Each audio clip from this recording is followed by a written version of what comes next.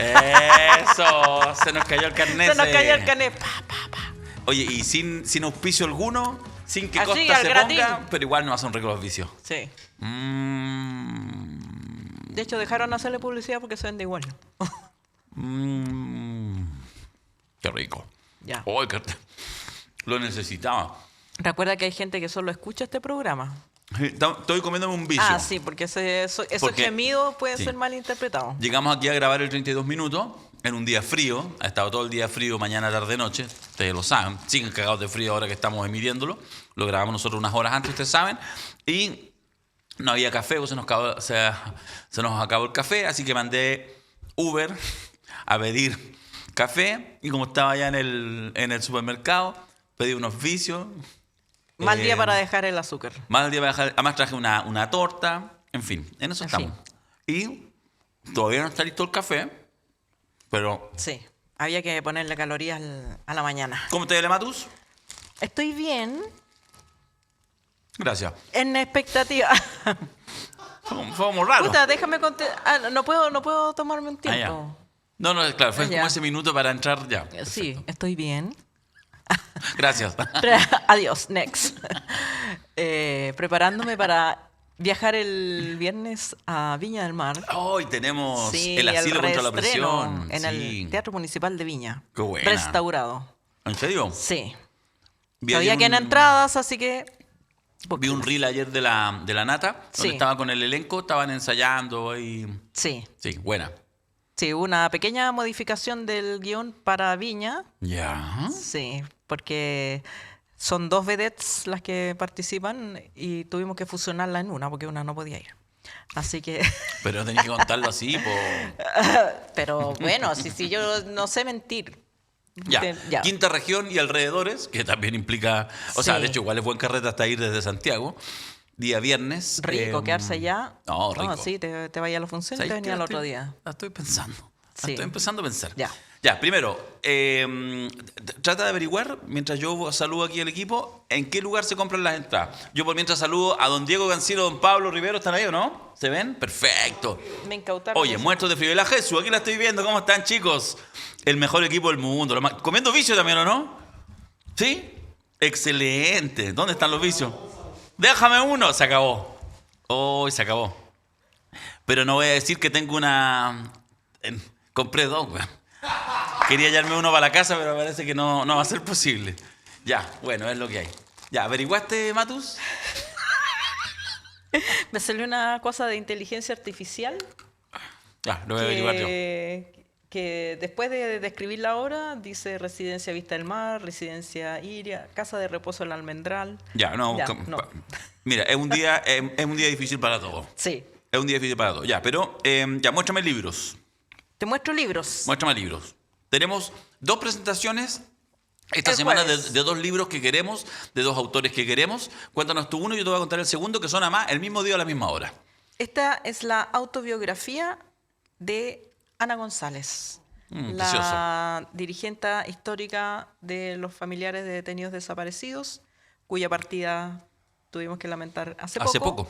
Pero su familia se ha encargado de escribir esta autobiografía, que además la edita Ediciones B y se lanza el jueves a las 7 de la tarde.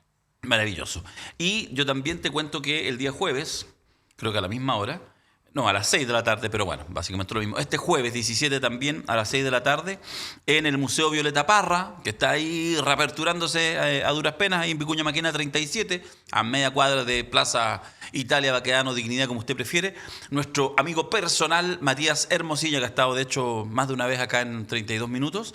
Sí, ya lo entrevistamos por el libro. porque está Justamente muy por el bueno. libro, El Sí. carácter de una nación. Era de Marcianeque a Sí. Los Prisioneros. O sea, de Corazones a Marcianeque. Claro. Claro, El carácter de una nación, entonces desde Corazones, 1990, hasta Marcianeque, 2024. Un ensayo sobre cultura pop y la sociedad chilena de mi querido amigo historiador Matías Hermosilla, que siempre se mete mucho, es una melómano mente con brillante. no, y con los temas además se sabe todas las canciones del canto urbano, ¿no? ¿Cómo se Sí. dice? Sí, Del género urbano. del género. Del urbano. género urbano. Así que se mueve ahí todo, hace clases, en fin. Y va a estar presentándolo entonces El carácter de una nación, lanzando este libro. Va a estar junto a Marcelo Valverde, el coronel Valverde, con el cual además ellos trabajaron un libro antes, el comediante chileno. Simón Campuzano y J. Ampuero van a estar presentando el libro donde tú también escribes el epílogo. Sí, el epílogo. El epílogo. Sí, y si alcanzo hago las dos, pero Ya. vamos a ver. Vamos va a a estar ver. difícil. Va a estar- Estoy comprometida a estar en los dos lanzamientos. Sí, está difícil, pero por lo Está menos difícil. en este libro está el epílogo. Así que Sí. buena noticia para empezar. Oye, antes de partir, alguna cosita, mira, te pongo ahí una provocación encima de la mesa. Johannes Kaiser, a propósito del lanzamiento que hizo ya de su candidatura, la inscribió formalmente. Lo hizo el día sábado y entre muchas cosas lo que más quedó es que habló de enfrentarse, los peligros, en fin, no sé qué. Entonces, y habló de Janet Jara y se refirió a ella como la Bachelet con esteroides. En esteroides. En esteroides. Y que lo quiero comentar lo siguiente, porque, a ver, ¿qué es esto? Es un insulto. Y hubo toda una discusión, de hecho, había hoy en la mañana una discusión, ayer domingo incluso, respecto a qué es decir de alguien, en este caso, que es Bachelet con esteroides. Algunos pensaban, fue parte de la interpretación, algunos lo respondieron pensando que era más bien una lógica como de insulto, pensando como uno El con aspecto esteroides físico. te puedes como hinchar, es decir, puedes estar hablando de un cierto sobrepeso, que ya pasó con Michelle Bachelet, ¿te acuerdas? Hace Sí. años atrás. Harto mal les fue a quienes andaban tratando, digamos, de festinar con aquello. Pero otra gente dice, no, eso es casi como un queque, porque en el fondo te dice con esteroides está musculado. Claro, en el habla popular decir que algo está en esteroides es la versión 2.0, que es la versión Mejor. más potente de la primera. Entonces, yo creo que es un reconocimiento a la potencia de la rival.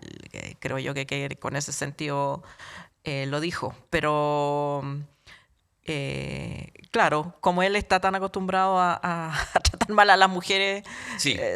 digamos, se asumió que era un Sí, insulto. salió de hecho hoy en la mañana los portales decían, porque salió hoy Kaiser a hablar, defiende dichos contra Jara y Bachelet, responde con dureza a Orellana y descarta táctica en favor de Kast. Bueno, ahí se dio, pero mueve, o sea, yo diría dos cosas de eso. Uno, Kaiser siendo Kaiser, Claro. tratando de salir, digamos, jugando y tratando de volver a vivir, porque está básicamente fuera de la discusión presidencial. Y lo otro es que, y yo creo que habla de la fortaleza de la candidatura de Janet Jara, es que casi nadie, ningún actor político puede hablar sin mencionarla. O sea, se entiende que en este minuto, no sé si es el rival a vencer, yo creo que eso sería una exageración, pero que es la que lleva, digamos, la que conduce en este minuto la campaña presidencial, porque además está primera en las encuestas, etcétera, y porque además tiene un carisma desbordante que ahora después de la primaria solo la ha fortalecido.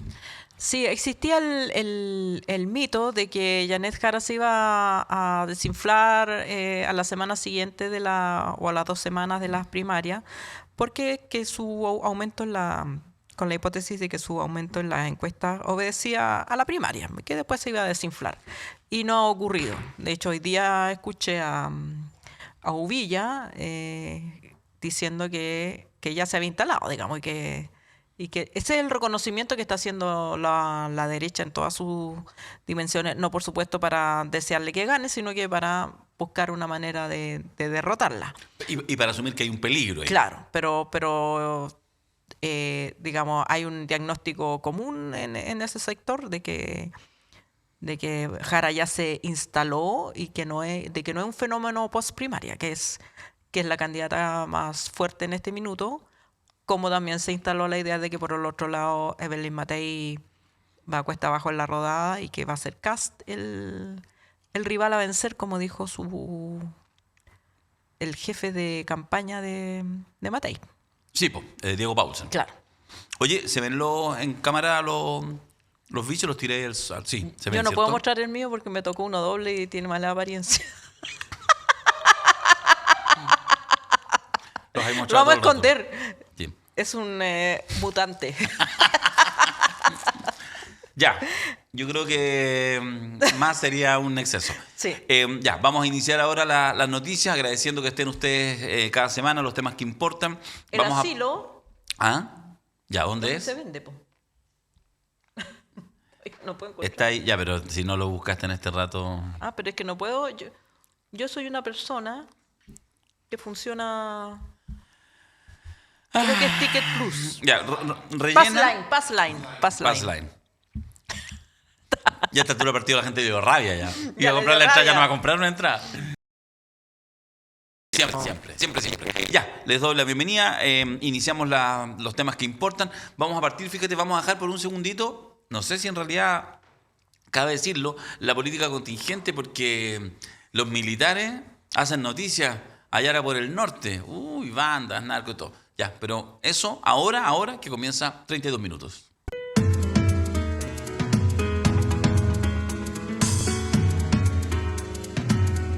Empezamos las noticias acá en 32 minutos. Notición que tiene 500 aristas. De hecho, tenemos entrevistado a Doc. En fin, vamos a hablar porque, Alejandra Matos, te digo que ya podemos hablar de que hay un caso de narcomilitares. ¿Qué tanto poder tiene el Ejecutivo sobre las Fuerzas Armadas, estimada Alejandra? Veremos. El pasado 21 de junio se reveló el primer caso de narcomilitares en el país tras un operativo del OS-7 de Carabineros que desbarató una banda de narcotraficantes compuesta por militares del Ejército de Chile y por civiles. Pocos días después, el Juzgado de Garantía de Iquique decretó la medida cautelar de prisión preventiva para 7 militares imputados por el delito de tráfico de drogas. Tras conocerse la medida cautelar, la ministra de Defensa, Adriana Alpeano, anunció que el gobierno presentará una querella contra quienes resultan responsables en el caso de los militares que pertenecían a una banda dedicada al narcotráfico. Es muy importante dar la señal de gravedad que esto tiene y decirles que en este momento se encuentra en la zona el general Varela, de la tercera autoridad del ejército, y que tiene que ver con todo el tema de movilizaciones, y también está el comandante en jefe del ejército, dijo la ministra. A esto se sumaron las declaraciones del ministro de Seguridad, Luis Cordero, quien aseguró que se trata del hecho más grave que hemos tenido registro en el último tiempo y que puede comprometer a la seguridad pública de Chile. Es el nivel de gravedad que tiene para mí. Sin embargo, este caso de narcomilitares no ha sido el único en las últimas semanas. El pasado jueves 10 de julio, la semana recién pasada, la ministra del Piano nuevamente confirmó el hallazgo, ustedes lo supieron, de un paquete de droga al interior de una unidad militar en Colchane. Según la información entregada por Del Piano, las autoridades militares dieron aviso al Ministerio Público, que ordenó las diligencias a cargo de la Policía de Investigaciones en el regimiento. Ayer, refiriéndose al miércoles 9, se encontró debajo de un container donde aloja gente un termo que contenía ovoides. Eso fue inmediatamente comunicado a la Fiscalía. La PDI subió a Colchane para poder analizar qué sustancia es. En este momento no tenemos plena confirmación. Puede ser pasta base, como podría ser cocaína, detalló la ministra. Sin embargo, el ejército no es el único involucrado en estos hechos ligados al narcotráfico. El jueves 3 de julio, como todos ustedes han escuchado ya, se detuvo a 5 funcionarios de la Fuerza Aérea por intentar trasladar 4 kilos de sustancias ilícitas, que luego se supo que era ketamina, hecho que quedó al descubierto el sábado cuando la propia FACH informó de los hechos. El Ministerio Público detalló que según los antecedentes compartidos por la institución castrense, el caso quedó al descubierto luego de que se detectara que un funcionario de la institución, que no era un pasajero del avión, subió una maleta a la aeronave a pesar de que él no abordó el vuelo. En la maleta se encontraron 2 botellas con droga, además de otros 4 paquetes sospechosos. El caso pasó más allá luego que a través de un oficio el fiscal de aviación, Carlos Yáñez, rechazó entregar la información, argumentando que la investigación se encontraba radicada en la justicia militar y era carácter secreta. Tras esto, la fiscal Steiner presentó un recurso a la Corte de Apelaciones de Iquique para que dirima la contienda de competencias. Al día siguiente, el presidente Gabriel Boric sostuvo en La Moneda una reunión con los comandantes en jefe de las Fuerzas Armadas, al término de la cual el ministro de Seguridad, Luis Cordero, señaló a la prensa que, comillas, el presidente ha instruido que la Fuerza Aérea, en cumplimiento del artículo 19 del Código Procesal Penal, entregue los antecedentes de hecho que dieron origen a esta investigación, de modo que la fiscal de Tarapacá disponga de la información adecuada que ha sido requerida. Este artículo obliga a todas las autoridades a responder al Ministerio Público, por lo que fue un respaldo de Boric a la fiscal de Iquique. Rápidamente, el general Rodríguez afirmó a la prensa que la instrucción de Boric no correspondía. El presidente en esto no tiene injerencia respecto de dar una indicación o no, porque esto tiene que ver con los tribunales de justicia, sentenció. Bueno, más recientemente hemos sabido que finalmente, a pesar de la contienda de competencia y de la pataleta de la Fuerza Aérea, finalmente se aceptó la la contienda de los tribunales ordinarios y la justicia civil es la que va a investigar este caso. Esta última declaración, la que tú señalabas, y este rifirrafe que hubo, digamos, con la FACH, con el comandante en jefe, nos abre incluso una arista que no es el foco principal de la noticia, que lo vamos a conversar en un instante con Carlos Vaso, periodista y escritor que sabe mucho de esto, pero esto tiene una pequeña arista, que es la que tú señalabas, porque es de esos momentos en que te vuelves como a sorprender de una impertinencia nítida y evidente en forma y fondo por parte del comandante en jefe con la autoridad presidencial. Y eso, la tesis no es mía, pero la expongo, que a la luz incluso de la actual carrera presidencial, con las opciones que están encima de la mesa, es algo que se hace especialmente pertinente. Lo que quiero decir es que hoy más que nunca vuelve a ser relevante que los comandantes en jefe del ejército, que todas las autoridades militares de carabineros tengan muy claro que están supeditadas bajo el poder civil. Y ese poder civil tiene nombre y apellido, se llama Presidente de la República. Sí, yo recordaba con las chiquillas en Descabellada que yo no recordaba un caso de arrebato de este tipo desde que el general Rodolfo Estanque dijo: yo no renuncio en la moneda en las barbas del presidente Eduardo Frei Ruiz-Tagle, hecho que motivó una reforma para que quedara en claro la sujeción del poder militar al poder civil, que estuvo en cuestión desde el retorno a la democracia, porque por supuesto Pinochet se había encargado de que existieran mecanismos de tutelaje de las Fuerzas Armadas sobre el poder político. Pero esas eran discrepancias que tenían que ver con las violaciones a los derechos humanos y que eran discrepancias de tono político. No había visto que se defendiera con este celo sí. el mejor derecho de la justicia militar para investigar delitos de narcotráfico. O sea impresionante. Hello. Sí. O sea, yo lo encuentro gravísimo. Y no sé si se les habrá bajado el moño todo lo que se tiene que bajar, porque ese moño sí que no se puede... ese moño pone en riesgo la salud de la democracia. Narcomilitares, hacemos una pausa y volvemos con A Distancia con el periodista y escritor Carlos Vaso.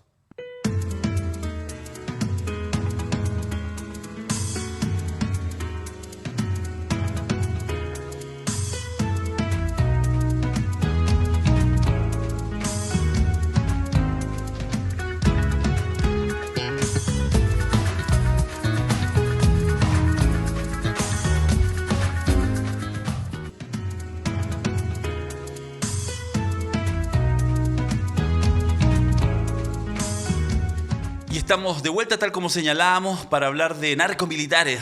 Suena terrible, pero así están las cosas. Esa es la noticia y para eso ya lo habíamos anunciado, creo. Estamos con Carlos Vaso, periodista y escritor. Ustedes lo conocen en El Mostrador, de amplio trabajo. Muchas gracias, Carlos, por estar aquí a la distancia. Saludos a Concepción, ahí a la 8ª región. Encantado, pues, un gusto. Carlos es el periodista, por lo menos que yo conozco, que más tiempo le ha dedicado y más seriedad le ha dedicado a la investigación del crimen organizado en Chile. Y por lo tanto, le agradezco mucho que esté con nosotros para ayudarnos a despejar algunas de las cosas, sobre todo mitos que se van tejiendo en torno a este tema. Nosotros conversamos el miércoles pasado y yo le preguntaba, ¿dónde conoce un suboficial de la Fuerza Aérea a un narcotraficante? Pues tenemos el mito de que se conocen en la frontera, digamos, como que el militar que va a un puesto fronterizo ahí es corrompido. Pero se da el caso de que la Fuerza Aérea no está en esas tareas. El jueves en la noche, o no sé si este sábado parece, hubo una entrevista a uno de estos suboficiales, o se conoció su declaración en Mega, y él contaba que fue en una reunión de amigos donde le pidieron trasladar una maletita, no una, sino varias. Carlos, te cuento esto para que continuamos esta conversación.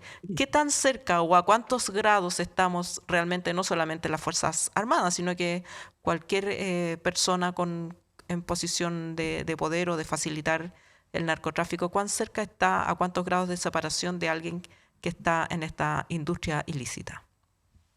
Oye, muchas gracias antes que nada por todos tus objetivos. Estamos muy, muy cerca, ¿ah? Es una cuestión que hoy día estamos viendo, se ha evidenciado a consecuencia de estos casos que han venido como en tándem, ¿no? Ustedes mencionaban estos dos casos, pero si nos vamos a mayo, tenemos un caso de casi toda una unidad policíaca, la unidad policial de Carabineros de Guara, donde todos o Desconectó. casi todos estaban, ¿no es cierto?, involucrados en cohecho. Y ese cohecho, si bien no tiene suena muy distinto, pero en el fondo es lo mismo. Ese cohecho tiene que ver con dejar pasar camiones con contrabando. Y ese contrabando es de muchos tipos y un tipo básico no son estupefacientes. Entonces, en definitiva, estamos viendo un fenómeno que viene subiendo, viene creciendo, que como comentábamos hace unos días también, cuando uno comenta este tema, la gente que piensa que hay un fondo ideológico en esto te dice, no, pero es que estadísticamente no es significante. Y efectivamente puede que no sea significante desde un punto de vista matemático, pero la verdad es que si tú llevas esto, por ejemplo, al plano del Ministerio Público, también tenemos, ¿no es cierto?, tres casos ya de fiscales que están acusados, ninguno de ellos ha sido condenado todavía en estos casos, pero ya tenemos tres casos de fiscales que están acusados de tener vínculos con crimen organizado. Efectivamente, desde el punto de vista estadístico también es insignificante, pero es un fenómeno nuevo, es un fenómeno que no habíamos visto, son avisos, ¿no? Son señas de que esto está pasando, de que esto está viniendo y de que además, como ya es evidente, estamos viviendo en una situación como país que no habíamos vivido nunca antes. El tema del sicariato, el tema del secuestro con fines extorsivos, ¿no? El tema de la extorsión a pequeños comerciantes, que es una cuestión cada día más común en todo el país, especialmente en Santiago, ¿no? Son situaciones que no conocíamos y que tienen que ver con modos delictivos que han sido importados desde distintas partes del continente. Entonces, la verdad es que en ese contexto, por ejemplo, esto también lo discutimos hace unos días, Ale, esta actitud que tuvo la comandancia, el jefe de la FACH, ¿no? De dilatar la entrega de los antecedentes, hacer una entrega inicialmente parcial de esos antecedentes, la verdad es que no se entiende. A diferencia de lo que pasó en el mismo ejército, cuando detuvo a informó el ejército de estos 6 suboficiales que estaban involucrados en tráfico de cocaína, o lo mismo que hizo Carabineros cuando son ellos quienes detectan, ¿no?, a estos suboficiales que estaban siendo sobornados para dejar pasar camiones con contrabando, que los toman o ellos mismos le entregan los antecedentes a la fiscalía para que investiguen. Entonces, yo creo que ahí hay un tema de fondo, digamos, que tiene que ver con la actitud de las instituciones. ¿Mm? ¿Cuán perniciosas pueden ser estas? Yo creo que la combinación de las dos cosas, ¿no? El detectar focos de narcotráfico en ciertas instituciones y el considerar esto un tema de trapitos sucios, los lavamos por dentro, de tratar de dejarlo al margen de los controles civiles como ocurrió en la Fuerza Aérea. ¿Cuán pernicioso puede ser para la democracia? Mm. Es pernicioso, o sea, desde todo punto de vista. Sabemos que el crimen organizado en todas sus vertientes es una amenaza hacia sistemas democráticos. Vimos hace muy poco, hace no más de 2 años, un poquito más, lo que pasó en Ecuador. Vimos cómo el crimen organizado, esperemos que eso nunca suceda acá, ¿no? Pero ahí vimos cómo el crimen organizado se tomaba calles, se tomaba estudios de televisión, ¿no? Se tomaba unidades penitenciarias. Entonces, y eso ha pasado antes. Si nos vamos 30 años atrás, eso mismo pasó en Sao Paulo, ¿no? Con el primer comando de la capital. Y eso ha pasado también, no te olvides tú lo que pasó en México hace no mucho tiempo tampoco, cuando toman detenidas las autoridades a uno de los hijos del Chapo Guzmán, y se produce una especie de motín en una ciudad, ¿no? Y las autoridades finalmente terminan cediendo y entregando a ese sujeto a su familia. Entonces, y evidentemente cuando eso sucede, cuando las instituciones de un país no son capaces de hacer frente a ese tipo de crimen organizado, que evidentemente el país ya va camino hacia un estado fallido. No estoy diciendo que México sea un estado fallido todavía, pero evidentemente hay muchos indicios que apuntan hacia allá. Nosotros estamos evidentemente a mucha distancia todavía de aquello, pero eso no obsta a que nos preocupemos, ¿no es cierto?, y evitemos que eso siga avanzando.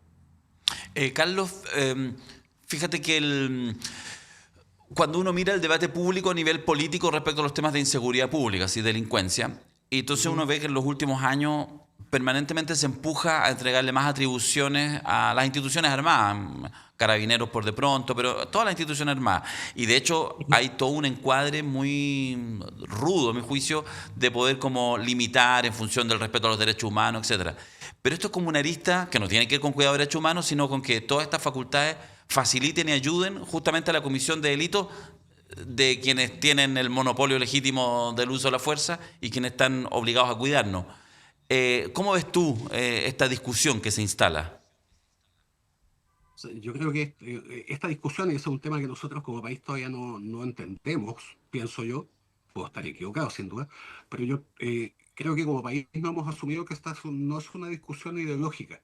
Es un Mm. tema, es una amenaza de verdad, es una amenaza, ¿no es cierto?, latente, es una amenaza muy potente.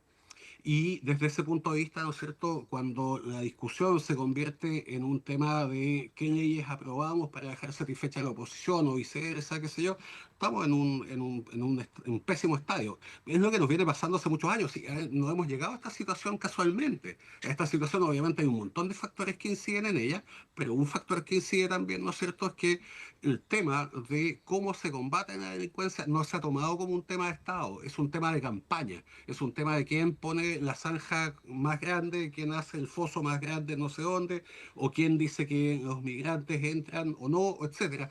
En circunstancias que esto debiese ser, te insisto, como muchos países, una política de Estado. Es una cuestión consensuada, una cosa donde nos ponemos de acuerdo y donde definimos qué tipo de país queremos en función del ordenamiento que nos interesa. Desde ese punto de vista, la verdad es que yo veo con muy poco optimismo que seamos capaces de evitar que esto siga avanzando, porque nuestros políticos, de derecha e izquierda, no creo que entiendan a cabalidad lo que está pasando. Y eso tiene que ver con muchas cosas. Y uno de esos aspectos tiene que ver con que el foco, las víctimas principales de lo que hace el crimen organizado hoy día no están en Las Condes, no están en Vitacura, no están en Providencia. Hay, sin duda, pero las víctimas principales, ¿no es cierto?, del Tren de Aragua, de los pulpos, las víctimas principales de los trinitarios, etcétera, están en Independencia, están en Estación Central, están en Maipú, están en Puerto Montt, están en Antofagasta, están en el Alto Hospicio, ¿no? Y es más, esas víctimas son personas que pertenecen a los segmentos más desposeídos de esta sociedad. Habitualmente esas víctimas, muchas de ellas son migrantes también, Mm. ¿no?, que vienen escapando de una situación espantosa en sus países y llegan acá más encima seguidos por estas bandas de crimen organizado que se ensañan con ellas, que esclavizan a sus jóvenes, ¿no es cierto? Porque las chicas terminan siendo verdaderamente esclavas, ¿no es cierto?, dispuestas para un negocio gigantesco de comercio sexual que hay en el país, donde evidentemente los clientes son habitualmente personas chilenas, y eso es, entre comillas, medianamente invisible. Fíjate tú que y esto lo contamos también hace algunos días en el mostrador, una casa que se encuentra en Estación Central, a 4 cuadras de la Alameda. Eso no estamos hablando de una cuestión que esté perdida, donde el diablo perdió el poncho. Estamos hablando de una casa ubicada en una zona, digamos, muy accesible, una casa antigua, una casa grande, una casa de 7 habitaciones que había sido tomada inicialmente por los pulpos peruanos y después ellos son expulsados por el Tren de Aragua. Cuando finalmente el municipio ejecuta un desalojo de esa casa y llega Seguridad Ciudadana, llega Carabineros y después llega Investigaciones, bueno, lo que encuentran dentro de esa casa en el patio es un calabozo. No Mm. estoy hablando de un closet adaptado para que se encuentre. Es un calabozo hecho ad hoc para mantener gente secuestrada adentro. Evidentemente, la gente que toma decisiones, que está discutiendo, ¿no es cierto?, sobre un montón de cosas que sin duda son muy importantes, pero están viviendo en un mundo muy distinto. Ellos no están viendo eso. ¿Mm? Yo Mm. creo que hay una cuestión muy lejana y desde ese punto de vista entonces creo que no hay una conciencia absoluta de qué está pasando. Carlos, si hay alguna imagen más distópica que instituciones armadas que están encargadas de cuidarnos, siendo parte de una banda, Ujú. digamos, de narco, quizás una imagen un poquito más distópica que esa es que además haya coordinación eventualmente con el ejército o con instituciones armadas del país vecino y con el vecino, etcétera.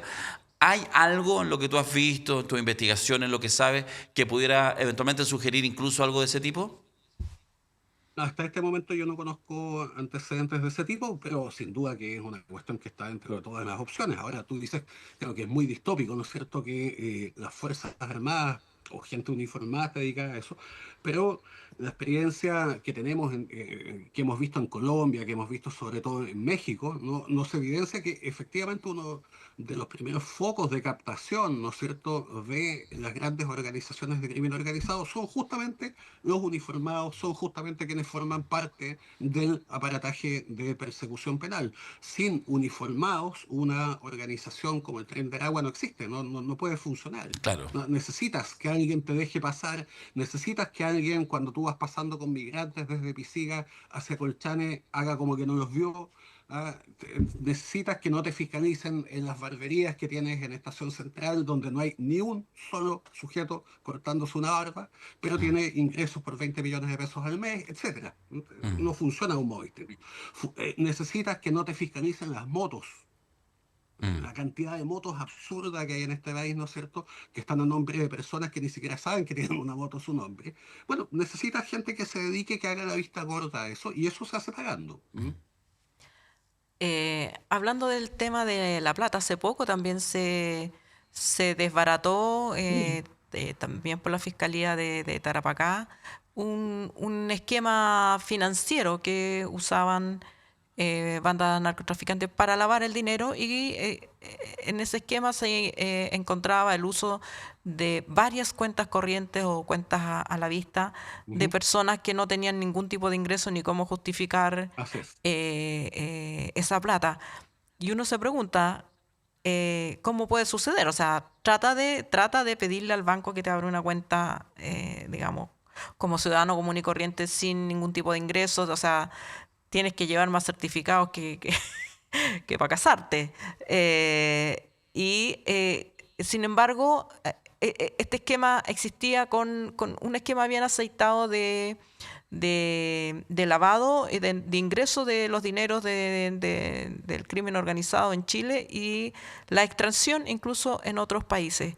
¿Qué tan importante es la inteligencia económica sobre estos negocios que, tal como tú te empeñas siempre en recordar, no es solo tráfico de drogas, es tráfico de personas, es extorsiones, son secuestros, son una multiplicidad Me quedé de sin audio negocios? tuyo.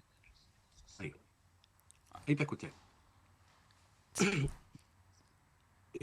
La inteligencia económica es fundamental, sin duda. A ver, pero yendo un poquito más atrás, esto que preguntas tú, no son solamente bancos. Si tú ves la cantidad de autos comprados a crédito, con prenda, que maneja el Tren de Aragua, que manejan estos grupos, es gigantesco. Sí, bueno, ¿y cómo les dan crédito a personas que no tienen, ¿no es cierto?, ni siquiera Un contrato de trabajo. un contrato de trabajo? Eso es muy llamativo, ¿no? Es un punto. Ahora, la inteligencia financiera es súper importante. Y es tan importante que, fíjate que en ese caso que mencionas tú, yo entrevisté al oficial de caso, que es de Puerto Montt, ¿no? Pero es una investigación que empieza, digamos, abarca desde Puerto Montt hasta Iquique, y ahí cruzan antecedentes de distintos equipos de investigaciones y de la fiscalía. El equipo de investigaciones, el equipo de detectives que estuvo trabajando en eso, demoró 3 años en aprender a entender cómo funcionan. Porque claro, nosotros estamos habituados al sistema de lavado de activos básico de nuestro narcotraficante, ¿no? Que qué es lo que hace cuando tiene plata: se compra una parcela en Paine, ¿no?, o en Buen, o se compra un BM Caballo. gigantesco, ¿no? Y caballos, un departamento en algún lugar donde hay esquí, donde hay nieve, cosas de ese tipo. ¿Qué es lo que hace el Tren de Aragua? ¿Qué es lo que hacen los trinitarios? Ellos efectivamente hacen todo un lavado básico a través de estas cuentas, ¿no es cierto? Van pitufeando, como le denominan ellos, van poniendo montos pequeños en cuentas de mucha gente. Hay cerca de 250 cuentas incautadas, pero son más las cuentas identificadas, porque hay cuentas que pertenecen a la gente que no existe. Y de esas cuentas van sacando, perdón, y no son solamente cuentas bancarias. Hay mucha cuenta que tiene que ver con tarjetas de casas de retail, que de hecho las abrían acá en Chile y esas juntaban tarjetas y esas tarjetas alguien se las llevaba a Colombia fundamentalmente y en Colombia, ¿no es cierto? Un sujeto empezaba a ocupar esas tarjetas para sacar y depositar de una cuenta a otra. En definitiva, haces un tramado de tal modo que es muy complejo entender quién le depositó a quién, cuánto sacó, cuánto puso. Pero después, toda esa plata entra a criptomonedas. Toda esta plata, todo eso que mencionamos, esos 13,5 millones de dólares, que pueden ser muchos más, se lavaban a través de una aplicación de criptomonedas que se llama Binance. Y si tú ves, yo he tenido acceso a alguna documentación de ese tipo, y si tú ves la documentación y ves cómo se movían, la verdad es que necesitas una capacidad Un de máster. horas hombre y de comprensión del sistema que es muy, muy, muy compleja. Eso te evidencia además lo sofisticado que es esto. Y te cuento un último dato sobre eso. Justamente en el mostrador publicamos el domingo una nota acerca de un estudio que hizo la Fiscalía de Antofagasta. Ellos hicieron una estimación de cuánto cuesta el crimen organizado en Chile. Y las cifras son impactantes. Este año, 2025, ellos estiman que el crimen organizado va a mover cerca de 10 mil millones de dólares. Estamos hablando del 10% del presupuesto de la nación. Y sus ganancias netas van a ser del orden de los 4 mil millones de dólares. Estamos hablando de un negocio que te deja ganancias de un 30 o 40% respecto del costo de operación. Es una cuestión gigantesca. Eso es lo que hay detrás. Y la pregunta incómoda, pagan impuestos ¿Mm? además. O sea, el Estado de Chile recibe ingresos por el narcotráfico y sus derivados. Mm, mm. O sea, lo que pasa es que hay una recepción de impuestos, evidentemente, cuando esos negocios ilícitos se convierten en negocios Sí, ilícitos. pues, que es el Y esos negocios objetivo, claro. efectivamente pagan impuestos. Sí, exacto, exacto. Ahora, es muy complejo, además, para quienes investigan, entender en una cuenta. Te cuento un dato. Por ejemplo, en la Plaza Armas de Santiago funcionó durante unos 2 años y medio una célula del Tren de Aragua donde había además dos oficiales de investigaciones en ella. Ellos no es que ayudasen, estaban metidos en esta célula. Ya, y esa célula que prostituía niñas, ¿no es cierto?, y jóvenes tanto en la plaza como en el portal Fernández Concha, solamente en una cuenta del sujeto que lavaba plata para ellos, que era un sirio venezolano que tenía una botillería en Santiago, solamente en una de sus cuentas había 4.200 millones de pesos. Entonces, despejar cuánta de esa plata es efectivamente producto ilícito de la operación de su botillería y cuánta de esa plata es un producto, ¿no es cierto?, de la explotación sexual de mujeres es muy, muy difícil. Yo me imagino que están trabajando en eso, pero no es una cuestión sencilla.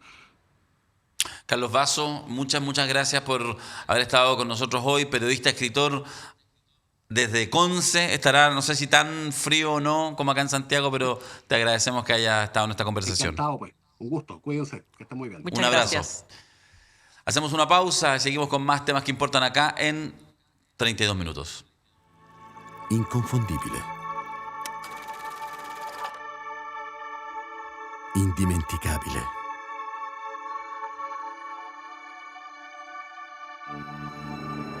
E il nostro caffè oggi riparte, portandoci a scoprire nuove parti del mondo. Prima di tutto, scegli se vuoi fare un caffè o se vuoi fare un costadoro. Mio padre diceva così, mentre ogni mattina faceva la sua scelta. Quella giusta, da sempre. Ecco dove ci porta il nostro viaggio.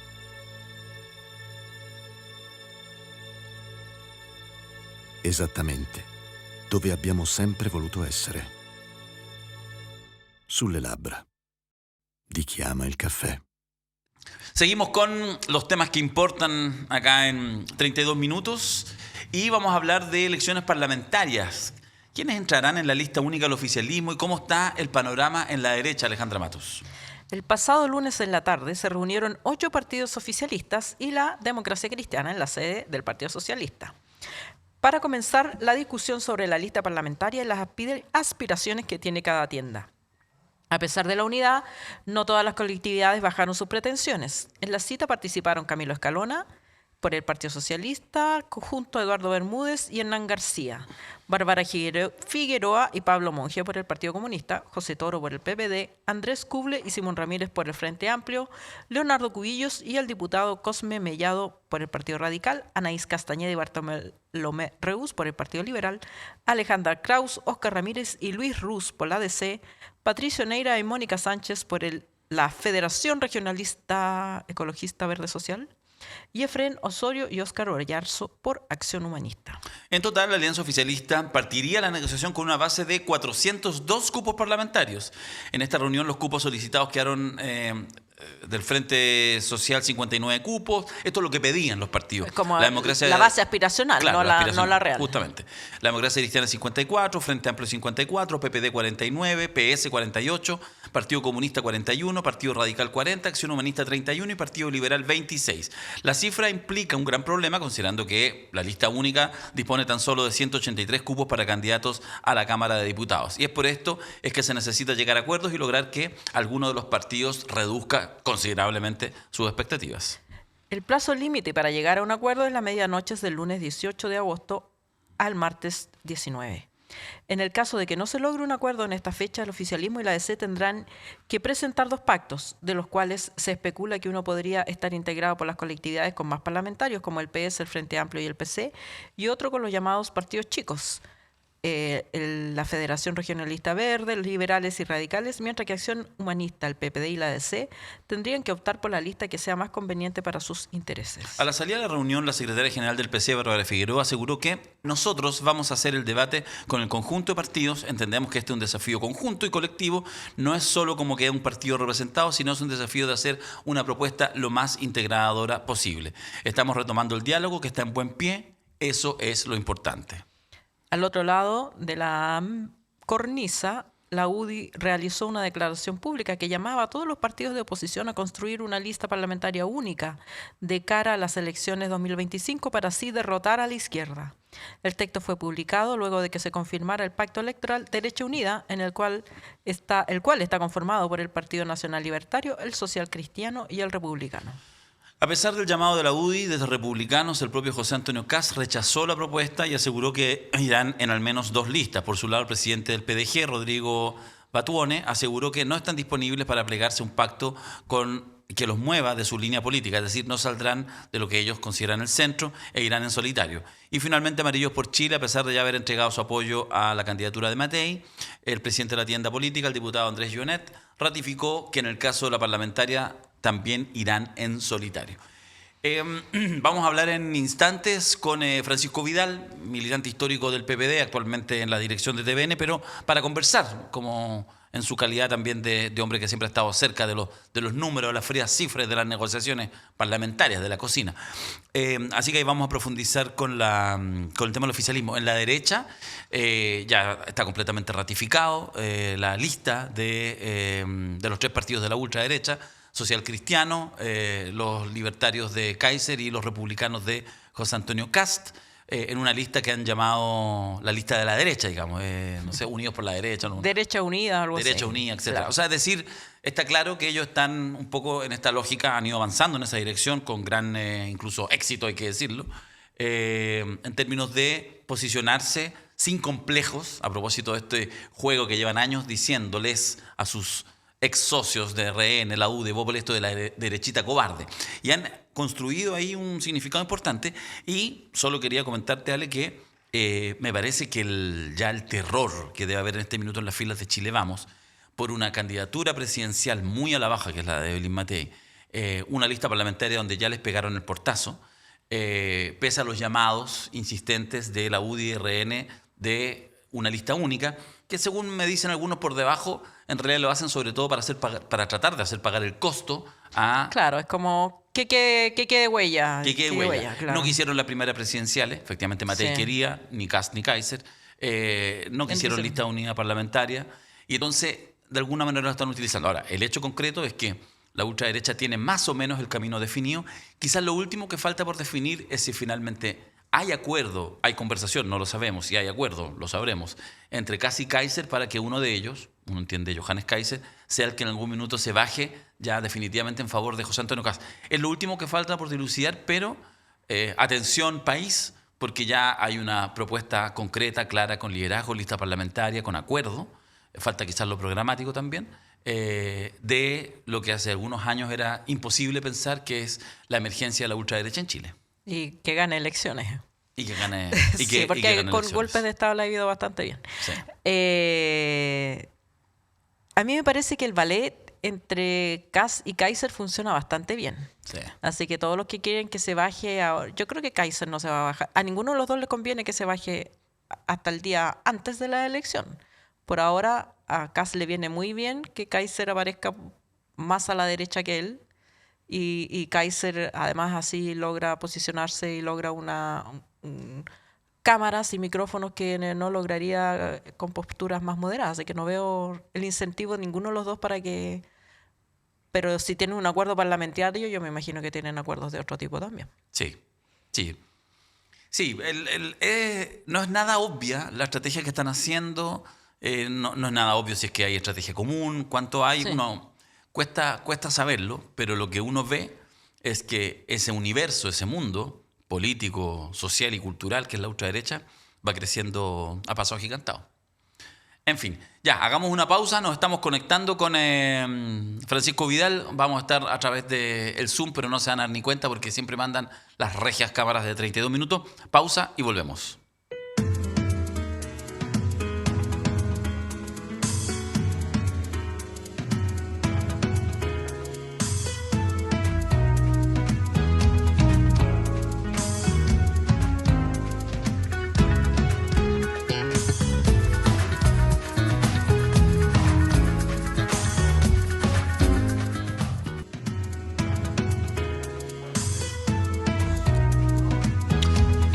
Como decíamos, dijimos, oye, Francisco, ¿te animáis a hablar de política? Porque el hombre está metido en la televisión, el presidente del directorio de TVN, ni más ni menos, pero dijo, ya bueno, ¿para qué me invitan si saben cómo me pongo? ¿Cómo estás? Bienvenido, Francisco Vidal, aquí una vez más a 32 minutos.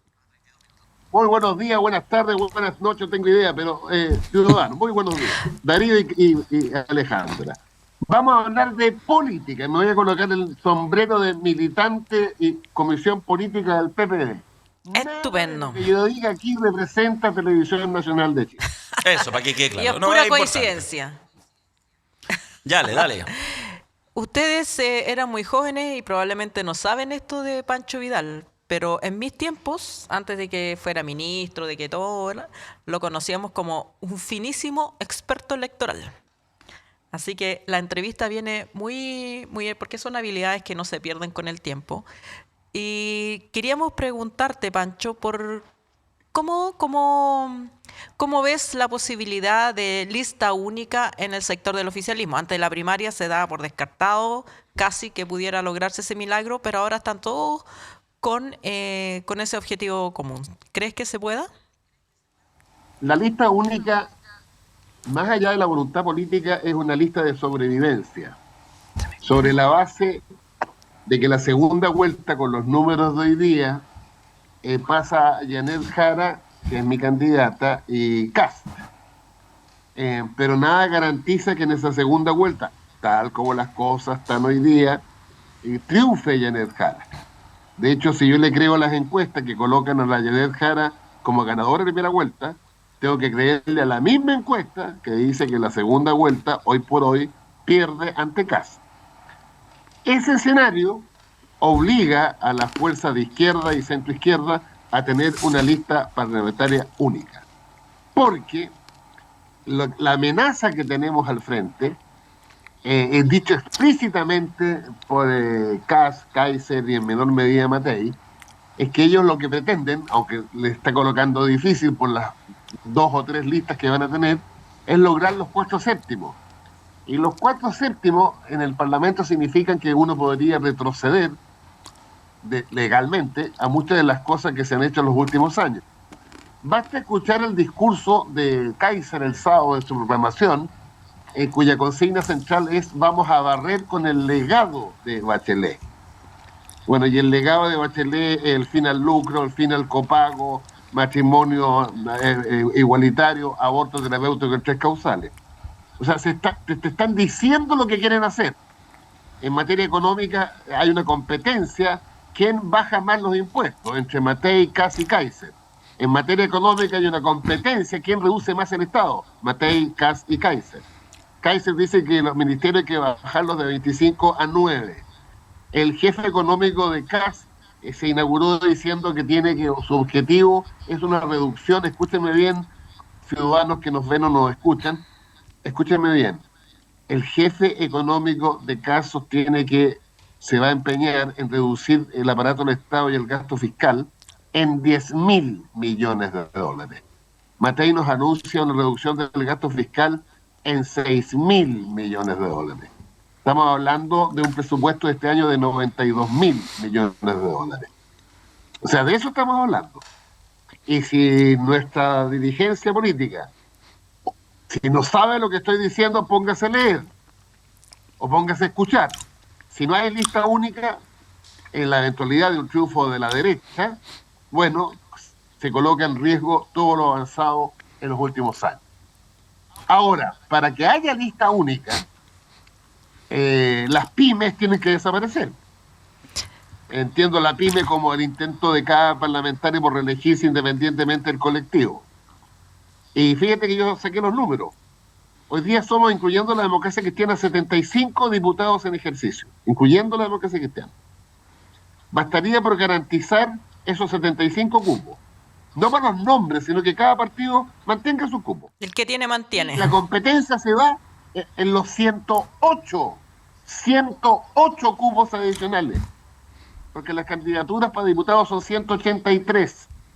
Explico, ¿por qué son 183 si se eligen 155? Bueno, porque la norma establece que en cada distrito las listas presentan la nómina de candidatos a elegir más uno. Como son 28 distritos, 28 más 155, 183. O sea, la prueba de la blancura de las dirigencias de nuestros partidos está en que logren la lista única. ¿Quién en este análisis tiene que hacer los sacrificios más grandes y quién saldría beneficiado de una lista única? No, los sacrificios más grandes son los partidos que tienen más parlamentarios. El Frente Amplio con más de 20, el Partido Comunista que eligió 12, le quedan 10, pero el criterio de los 75 es el inicial. De que como hay turismo coche en el Parlamento, la gente viaja, se cambia de partido como que se cambia de calzoncillo. Pero bueno, yo creo que lo que pasa es que tenemos que salvar, por así decirlo, perdonen la franqueza, a los liberales, a los radicales y al Frente Regionalista Verde y a la Acción Humanista, porque ellos la última vez sobrevivieron, no por el 5% de los votos, que no alcanzó, ni el PP tampoco, sobrevivieron porque la norma actual dice que un partido sigue siendo legal y sujeto de financiamiento público, sí, o alcanza el 5% de los votos o elige 4 parlamentarios. Ahora y te agrego que... hay que salvar a la DC también. Claro, la democracia que tiene elegido 8 diputados, le quedan 5. Dale los 8 cupos. Los comunistas eligieron 12, dale los 12. El PP eligió 7, dale los 7. Los radicales eligieron 4, dale los 4. Y la competencia, si alguien quiere crecer más, está en 108 vacantes más, para llegar a los 183. Ahora, Suena... Dale, Pancho. Lo que quieren es asegurarse 4 para sobrevivir legalmente. Bueno, pues, que vayan 4. Ahora, otra cosa es si salen, ¿no? Pero que 4. Ahora, hay algunos que dicen, bueno, pero si yo quiero sobrevivir, pónganme un compadre al lado para que la asuma los votos. Ya, está bien, también se puede hacer. Pero la decisión política es una lista única, por su carácter estratégico que tiene. Ya, claro, el tema, bueno, efectivamente tú señalas, es interesante, muy pedagógico como lo señalas y pareciera que está más cerca que lejos. Ahora, efectivamente estaba súper desahuciada la idea, uno conversaba en off con muchos sectores políticos, incluso con parlamentarios dentro de los mismos, porque a veces hay posturas de los partidos. Por ejemplo, tú estás señalando algo que es coincidente con lo que está señalando públicamente el PPD, pero uno de repente conversa incluso con parlamentarios de estas mismas tiendas y no están tan convencidos. ¿Tú crees que efectivamente efectivamente el resultado de la primaria? Te lo pregunto más bien no solamente en lo electoral, sino también en los fenómenos que se crean en determinados minutos.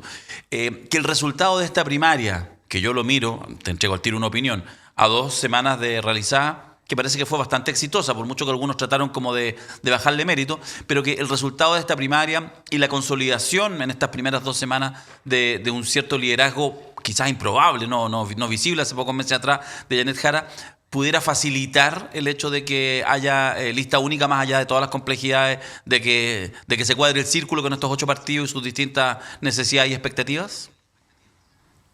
A ver, despejemos lo primero que me parece importante. La derecha trató de ningunear la primaria. Sobre la base que poco, votaron poco. Es momentito, ciudadano, escúchenme bien. ¿Con quién nos comparamos? Si nos comparamos con nosotros mismos, claro, la primaria última fue inferior a la primaria récord, que es Bachelet, Velasco, Orrego y Gómez, 2.100.000. Es inferior a la primaria Boric-Jadwe. Pero momentito. Las 3 primarias legales de la derecha, escúchenme bien, primaria Lamán Longueira, 800.000. Primaria Felipe Cas Osandón Piñera, 1.330.000. Primaria, la última de la derecha, 1.450.000. Si nosotros con 1.430.000 fuéramos una picantería, ¿qué le queda a la derecha? Ya, despejado eso, vamos a lo segundo. Para los diputados en ejercicio y los que tienen ansiedad por llegar al Parlamento, tienen que sacarse la foto con la candidata que ganó la primaria. Porque hay una relación matemática en la campaña de diputados entre la votación de la candidata de esa lista y el diputado que va a concursar. O sea que hay un segundo hecho, aparte de que hablábamos de lo político estratégico, es un tema de interés personal de cada candidato. Le guste o no le guste, tiene que aferrarse a la candidata que los arrastra, por así decirlo. Tal cual. Pancho, otra pregunta que te quiero hacer en momentos en que justamente ya ha pasado la primaria y empieza entonces la candidata, que era la candidata solo de 2 partidos, Acción Humanista y Partido Comunista, pasa a ser ahora la candidata del conglomerado, al menos de los 8 que están. Entiendo que hay alguna expectativa de ver qué puede pasar en las próximas semanas en la próxima semana, de hecho, con la Democracia Cristiana. Pero, por lo tanto, parte, digamos, de lo que sucede habitualmente en el mundo político es la conformación de, entonces, los comandos. Y se vuelven a crear los comandos y se definen los equipos y el programa que era chiquitito ahora pasa a ser más grande y se piensa muchas veces en la figura del jefe de campaña, etcétera.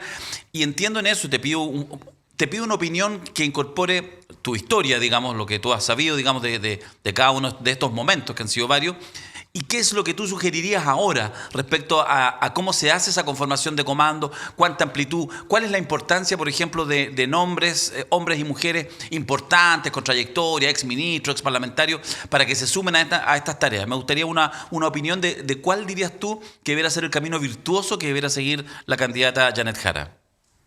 Yo te diría que por todo lo que he transitado en campañas presidenciales, lo primero es que el Estado Mayor sean los presidentes de partidos políticos. Cosa que me imagino que ya está hecho, porque esta reunión, la primera del comité político, para que ahí, los 8 presidentes de partidos, y si se incorpora la Democracia Cristiana a la lista parlamentaria, los 9 presidentes de partidos. Nada de que por aquí, por el lado, que mi amigo, no. Institucional. Lo segundo, clave en una campaña en lo territorial, yo le daría la responsabilidad a los 8 secretarios generales, y de ahí para abajo. ¿Estamos? Y en el aspecto programático, dado la ofensiva de la derecha, yo te diría que había que tener particular cuidado con los siguientes temas. Interior, 1, seguridad, 2, Cancillería, 3, Hacienda, 4, Defensa, 5. Son los 5 flancos en que la derecha va a ser el punto. ¿Estamos? Ahora, si tú me decís, ordéname en prioridad, Hacienda, la economía. ¿Estamos?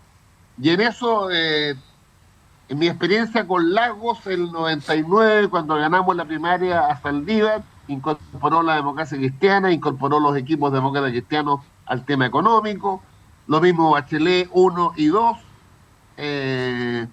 y hacer un programa que obviamente reivindique, porque hay que colocar, mira, ayer un columnista del Mercurio, Covarrubia, o otro que los leo a todos, decía que nosotros no tenemos ni siquiera el nombre. Bueno, hay un nombre, ¿no? La unidad por Chile, una cosa así, pero yo le pondría una cosa concreta. La demanda de Chile es justicia, es equilibrio, es mayor igualdad. Está obviamente crecimiento para lograr ese objetivo. Un Chile justo. Así como Chile vamos, no, Chile justo y seguro. O sea, darle un sentido. Porque por lo demás yo creo que el gran triunfo de Janet Jara tiene que ver con cuando yo la vi por primera vez en La Franja. Cuando ella dice que nació en Conchalí, su padre era mecánico, su madre dueña de casa y estudió en la escuela 146, ahí ganó. En consecuencia, obviamente que es izquierdas y derechas las que compiten, obvio. Pero también es mundo popular y versus, comillas, los de arriba. Yo creo que ahí está la gran ventaja. Y eso tiene que responder a datos de la realidad, pues, Alejandro y Darío. Miren, yo siempre aporto con estas cositas que no salen en ninguna parte, pero yo las busco. Fíjense que en la televisión, hace un mes y medio, escúchenme bien, ocurrió un cambio en la forma de medir las audiencias. Y pasamos de hogares a personas. Sí. Pero para llegar a eso, la Asociación de Investigadores de Mercado, o sea, nada que ver con política, hizo una encuesta y pasamos de las 7 letras A, B, C1, C2, C, D, Y, a 3 grupos. 3 grupos. 1, grupo de altos ingresos, 19% de los hogares. Promedio de ingresos por esos hogares, 3.145.000 lucas. 2, grupos de medianos ingresos, 42% de los hogares. Promedio de hogar, 1.045.000. Tercer grupo, bajos ingresos, el 39% de los hogares. Promedio de ingresos, 4.45. ¿A quién debemos dirigir la campaña?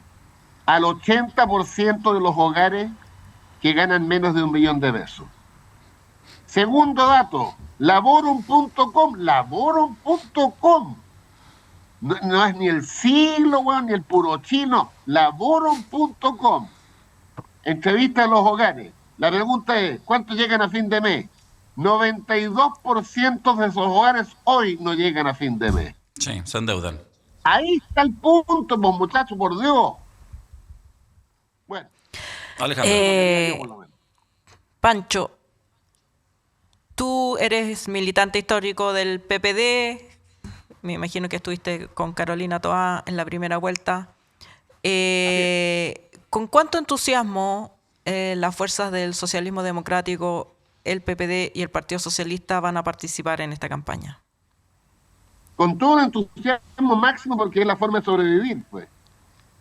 Porque la lucha al interior de las izquierdas por la hegemonía, la primaria determinó que la izquierda nueva, Frente Amplio, y la izquierda histórica, Partido Comunista, son el 70% de los que fueron a votar. Nosotros somos el 30%. En consecuencia, además, mira, si uno se mueve, yo tuve un Zoom el fin de semana con unos 100 militantes dirigentes de todo Chile y no encontré a nadie que estuviera por irse para la casa. Otra cosa es que hay gente que le pone piedra al zapato, pero bueno, está bien, hay que definirse nomás, pues. Pero lo concreto, yo lo que observo es, sobre todo, no tenemos a Sebastián Piñera al otro lado. Lo que tenemos explícitamente, por escrito, es un intento de refundación conservadora y regresiva. Si los dirigentes de nuestro partido no se dan cuenta de eso, bueno, al día siguiente que perdamos, presentan su renuncia. Don Francisco Vidal, presidente del directorio, no, ¿qué director? Presidente del directorio de TVN en sus ratos libres, pero en realidad político profesional en el resto del tiempo. Muchas gracias, Pancho, por haber estado hoy con nosotros. Muchas gracias por esta ilustrativa entrevista. Nos vemos. Chao. Un abrazo. Nos vemos. Chao, chao. Hacemos la pausa entonces y nos vamos después de esta conversación a seguir con temas que importan acá en 32 minutos. Inconfondibile. Indimenticabile.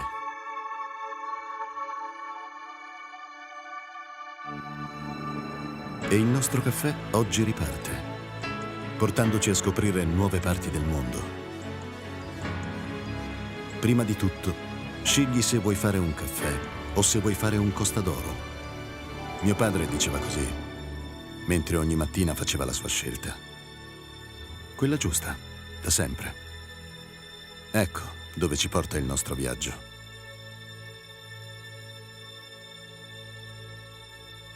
Esattamente dove abbiamo sempre voluto essere. Sulle labbra di chi ama il caffè.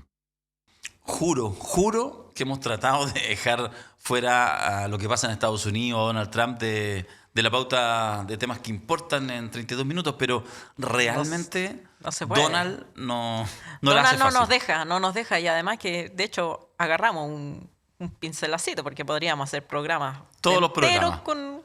con Porque la última es el arancel al 50%, el aumento del arancel un 50% a las importaciones de cobre chileno, un golpe directo de Donald Trump a la economía chilena, Ale. Durante la tarde del pasado miércoles, el presidente de Estados Unidos, Donald Trump, informó que aplicará un arancel de 50% para las importaciones de cobre a partir del 1 de agosto próximo. El anuncio fue realizado por el mandatario a través de su red social Truth Social, en donde escribió: "Estoy anunciando un arancel del 50% sobre el cobre vigente a partir del 1 de agosto de 2025 tras recibir una rigurosa evaluación de seguridad nacional". En la misma red social, el mandatario estadounidense afirmó: el cobre es el segundo material más utilizado por el Departamento de Defensa. ¿Por qué nuestros insensatos y somnolientos líderes diezmaron esta importante industria? Este arancel del 50% revertirá la estupidez y el comportamiento irreflexivo de la administración Biden. Estados Unidos, una vez más, construirá una industria del cobre dominante, señaló. El canciller Alberto Van Claveren afirmó que no había existido una comunicación oficial al respecto por parte de la administración estadounidense. Además, explicó que, comillas, tampoco conocemos los alcances precisos de estas decisiones que se han comunicado en términos todavía muy generales. Estamos a la espera de conocer esos alcances para ver de qué manera podrían impactar en las exportaciones de cobre de Chile a Estados Unidos, dijo el canciller. Además, enfatizó que no existe ninguna vinculación de los anuncios de posibles aranceles a los países que conforman el BRICS con la participación de Chile como invitado en la reunión del grupo. Tras este inesperado anuncio, el gobierno convocará a un grupo de expertos transversales durante esta semana para evaluar las respuestas y las repercusiones de este arancel. Además, la ministra de Minería, Aurora Williams, informó que se convocará a la industria minera, tanto pública como privada, para coordinar acciones frente al escenario. Rápidamente, y en medio de su campaña presidencial, Evelyn Matei ofreció colaboración al gobierno por esta situación y puso a disposición un equipo técnico de alto nivel con expertos en economía política, en economía y en política exterior.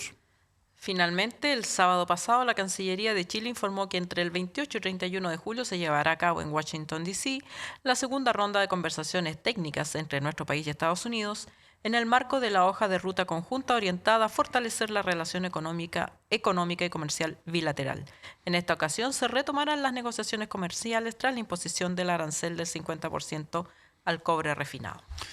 Bueno, la noticia, fíjate que, a ver, tiene aristas más sofisticadas, pero la quiero bajar a política así pura y dura, a propósito de la conversación que teníamos un rato con Vidal, las cosas que se hablan, porque, bueno, me parece, por de pronto, y por eso el gobierno ni siquiera prácticamente le respondió al ofrecimiento de Evelyn Matei, que parece un ofrecimiento, insisto, absurdo en términos políticos, cuando ella representa a un grupo político, un sector político que son muy admiradores de Donald Trump y que han sido sus principales, algunos con mayor intensidad y locuacidad, otros con menos, pero los guaripolas, digamos, de Donald Trump.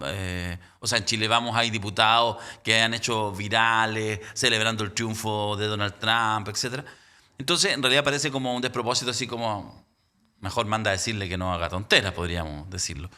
Y yo creo que, fíjate que el tema de Trump, yo no sé si alcance a llegar, pero al menos lo esbozo como una tesis especulativa, si el tema Trump y la guerra comercial, fundamentalmente, la guerra comercial y el tema de la expulsión masiva de inmigrantes latinoamericanos, afectará eventualmente a las opciones de derecha que, insisto, en estos últimos años han hecho gárgaras defendiendo, bueno, qué decir de José Antonio Kast, el gobierno de Donald Trump, esos liderazgos, etcétera, y que lo que puede ver la gente, lo que podría ver la gente si se interioriza un poco más, es que cada cosa que hace le genera daño a la economía chilena. Tengo mis dudas, pero pienso que eventualmente se puede meter. O sea, mira cómo le ha ido a Milei, que Sí, po. tanta genuflexión, igual le aplican los aranceles, pero hay los economistas, más que nada economistas, como expertos del sector financiero, le pusieron un apodo a Trump por Ya. el asunto de los aranceles.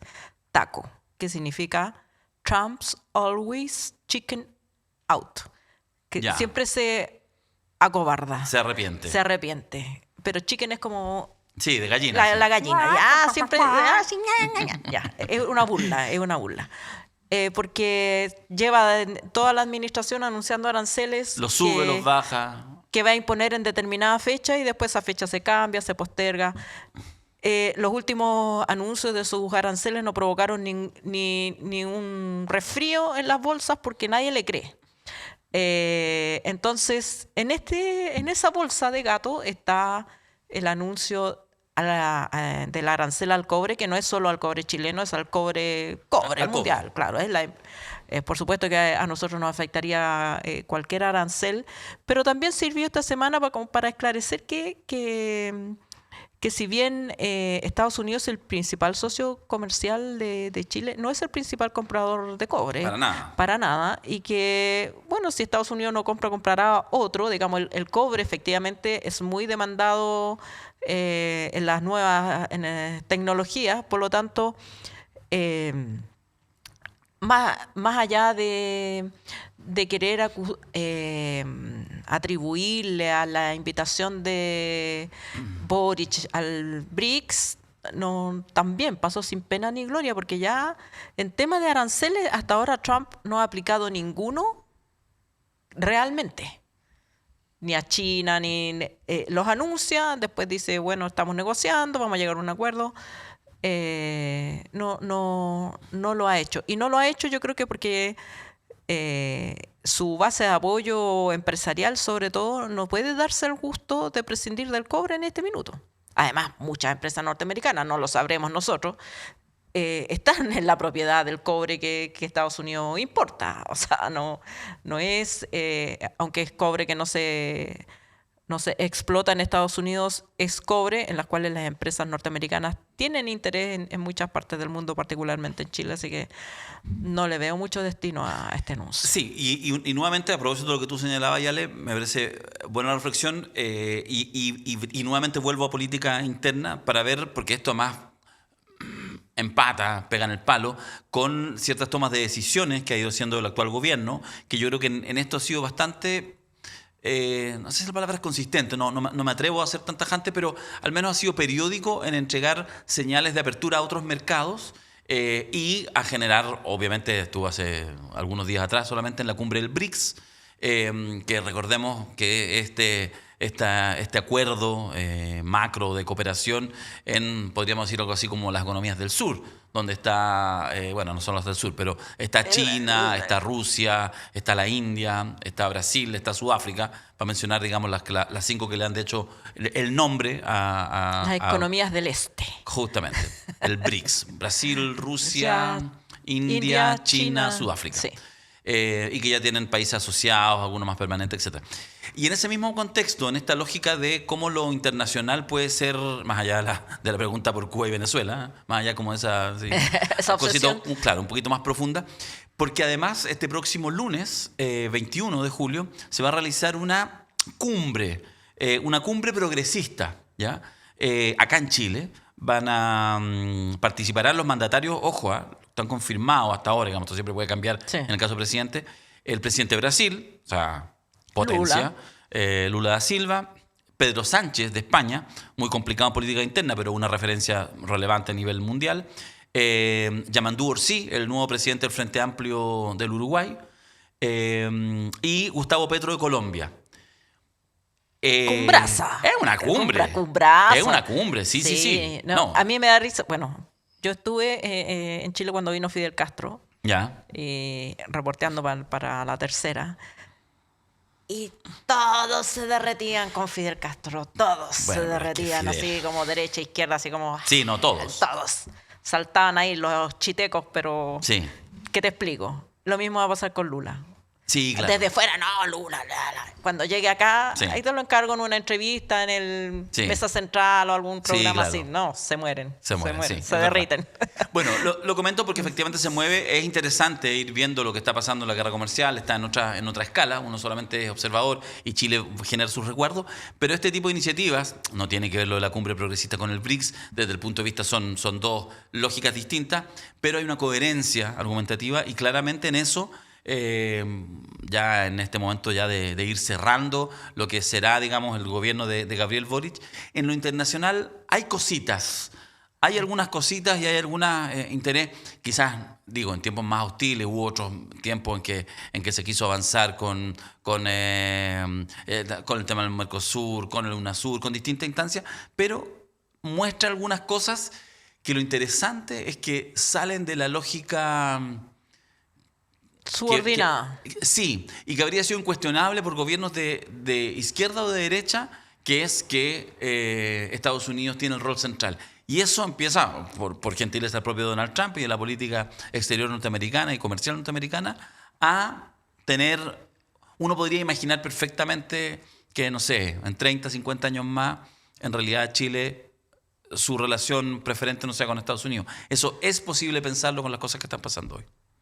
Sí. Ya, lo dejamos hasta acá y vamos a la vuelta, ya a ir cerrando el programa con un invitado, ya lo vamos a presentar para hablar de temas laborales, hablar de temas sindicales, porque también se mueve no solamente en la política, sino también en el ámbito laboral. Así que a la vuelta de esta pausa vamos a estar con el director de la Dirección del Trabajo, Pablo Centeno. ¿Qué te parece? Me parece estupendo que hablemos de trabajo. Una pausa y volvemos.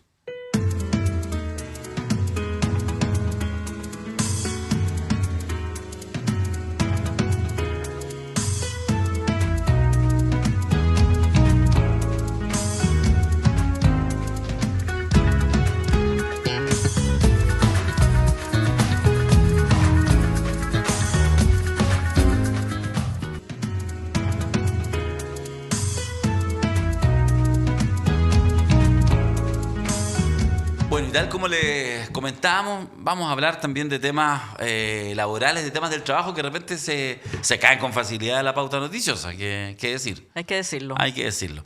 Y para eso invitamos, y ya voy a, algo les comentaba, invitamos al director de la Dirección del Trabajo, el director nacional de la Dirección del Trabajo, Pablo Centeno. ¿Cómo estás, Pablo? Bienvenido. Bien, ¿ustedes cómo están? Bien acá. Con Todo frío, muy bien. es un día frío, Un día frío. Mañana, tarde y noche con frío, pero bueno, hay que resistirlo. A propósito de frío, porque a veces los temas laborales, sobre todo en el... Son fríos los temas laborales. O sea, son muy calientes No son y por lo fríos. tanto le da, nos parece un escozor frío, sobre todo al gran empresariado, que tiene algunos medios alternativos como el Mercurio, La Tercera, canal de televisión. Y fíjate que la semana pasada, que es la razón, Pablo, por la cual además es una buena excusa Con para... no pocos temas laborales, hay que decirlo. Pero absolutamente. Pero cuando aparecen como como que dan con un con un escalofrío en la espalda. Leo el titular de la página principal del Cuerpo B, que probablemente la mayoría de ustedes y de nosotros se los pasa por alto, pero que es el diario de verdad para el gran empresariado, para la élite económica de este país, que es el Cuerpo B de Economía y Negocios. Y el titular, me parece que fue el martes pasado o algo por ahí, dice... DT reinterpreta a favor de sindicatos normas clave de reforma laboral de Bachelet y expertos, como siempre los expertos, cuestionan cambios. Cuéntame un poco de esto porque efectivamente hay una reinterpretación, de ahí vamos a entrar en detalle, pero bueno, genera inmediatamente un cierto impacto en un área como la DT, la Dirección del Trabajo, que es un organismo importante en el mundo laboral, más bien desde el punto de vista del perfil público, más de segundo plano, muy técnico. ¿Por qué no nos cuentas cómo fue este proceso y un poco las reacciones que ha ido generando? Bueno, lo primero es decir que efectivamente la Dirección del Trabajo es un organismo bien técnico. El año pasado cumplió 100 años y tuvimos una bonita conmemoración bien viva que nos llevó por todo Chile, donde además nos permitió que Juan Somavía, no sé si ustedes lo conocen, por el supuesto. director de la OIT, presidiera nuestra comisión del centenario, que además fue tripartita, con todos los actores, las centrales sindicales, las confederaciones de la producción y el comercio, etcétera. Todos los directores del trabajo, además que están vivos, y directoras.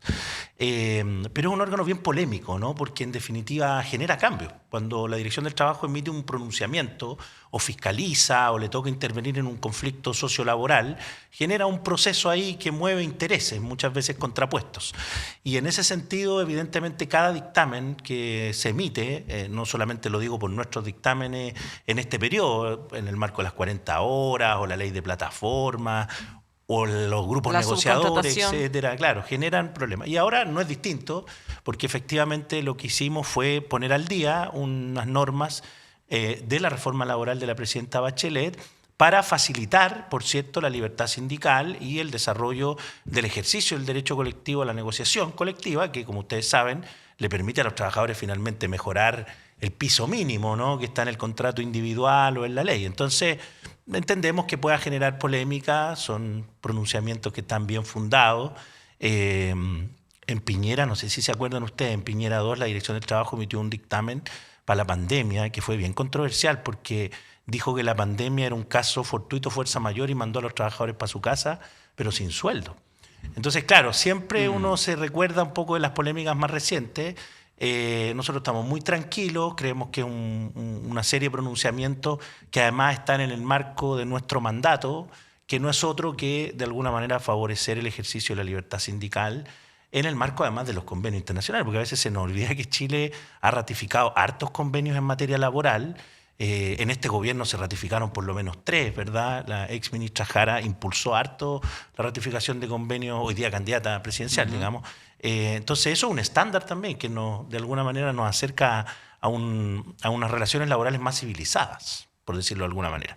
Así que yo diría que ese fue como el impacto que nosotros siempre entendemos es medio natural, que no le gusta mucho a algunos sectores, pero bueno, es parte del rol que tenemos como institución. Yo sé que es técnico, pero por ejemplo, miraba yo el tema de los servicios mínimos y que tiene que ver con los servicios mínimos que se acuerdan, ¿cierto?, entre sindicato y empleador antes de iniciar un proceso de negociación colectiva y que eventualmente, a veces una cosa que cursa tranquilamente, puede ser un tira de floja porque implica, para que la gente lo sepa, tú no precisarás, Pablo, de alguna manera aquellas cosas que aún un sindicato votando una huelga y yendo a huelga no puede dejar de cumplir porque, no sé, que el horno que se demora 15 días en prenderse, entonces el horno tiene que quedar prendido, estoy pensando en la minería.